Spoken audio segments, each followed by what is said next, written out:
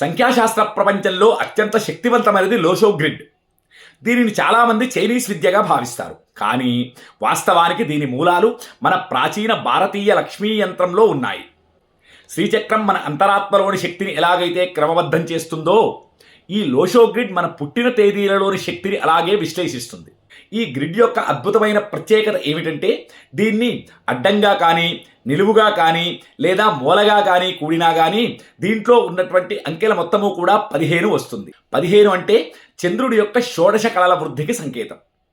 అందుకే దీనిని అదృష్టాన్ని ఇచ్చే యంత్రంగా భావిస్తారు. శ్రీచక్రంలోని ప్రతి ఆవరణకు ఒక శక్తి ఉన్నట్లే ఈ గ్రిడ్లోని ప్రతి వరుసకు కూడా ఒక ప్రత్యేకమైనటువంటి ప్రభావం ఉంటుంది.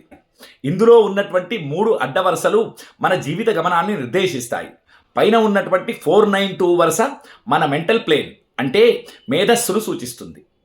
మధ్యలో ఉన్నటువంటి 357 ఇది హృదయానికి సంబంధించినటువంటి ఎమోషనల్ ప్లేన్ అంటే మనలో ఉండేటువంటి అంతర్గత భావాలను సూచిస్తుంది.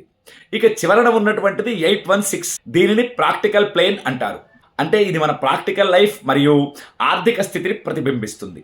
శ్రీచక్రంలో జ్ఞాన, ఇచ్ఛా, క్రియాశక్తులు ఎలాగైతే పనిచేస్తాయో ఈ 3 వరుసలు మన జీవితంలో మేధస్సును, భావోద్వేగాలను మరియు క్షేత్రస్థాయి ఫలితాలను సమన్వయం చేస్తాయి.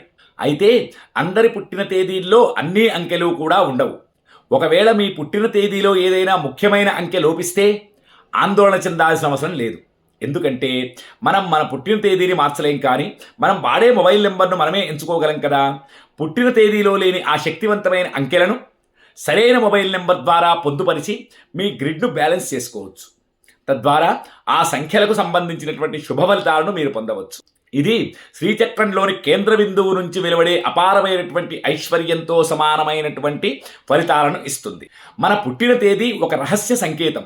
ఇందులో ఏ అంకెలు ఉన్నాయి, ఏవి లోపించాయి అని తెలుసుకుని మొబైల్ నెంబర్ లేదా ఇతర సంఖ్యా మార్పుల ద్వారా మీ జీవితాన్ని ఒక శ్రీచక్రంలాగా శక్తివంతంగా తీర్చిదిద్దుకోవచ్చు. మీ పుట్టిన తేదీ మరియు మొబైల్ నెంబర్ విశ్లేషణ కోసం కింద ఉన్నటువంటి ఫోన్ నెంబర్తో మమ్మల్ని సంప్రదించవచ్చు. శ్రీమాత్రే నమః. స్వస్తి.